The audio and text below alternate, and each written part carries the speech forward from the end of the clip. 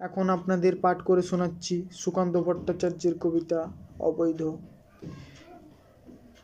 আজ মনে হয় বসন্ত আমার জীবনে এসেছিল উত্তর মহাসাগরের কূলে।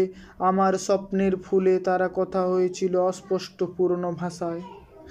অস্ফুষ্ট স্বপ্নের ফুল অসহ্য সূর্যের তাপে অনিবার্য করেছিল, মরেছিল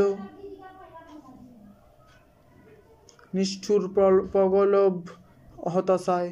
হঠাৎ চমকে উঠে হাওয়া, সেদিন আর নেই আর সূর্য বিকিরণ। আমার জীবনে তাই ব্যর্থ হলো বাসন্তী মরণ। শুনিনি স্বপ্নের ডাক, থেকেছি আশ্চর্য নির্বাক। বিন্যস্ত করেছি প্রাণ বুভুক্ষার হাতে। সহসা একদিন আমার দরজায় নেমে এলো নিঃশব্দের উড়ন্ত গৃহিণীরা। সেই দিন বসন্তের পাখি উড়ে গেল যেখানে দিগন্ত ঘনায়িত।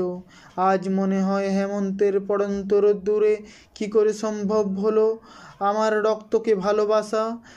সূর্যের কুয়াশা এখনো কাটেনি, ঘোচেনি অকাল দুর্ভাবনা। মুহূর্তের সোনা এখনো সভয়ে ক্ষয় হয়। এরই মধ্যে হেমন্তের পড়ন্ত রোদ্দুর কঠিন কাস্তেতে দেয় সুর।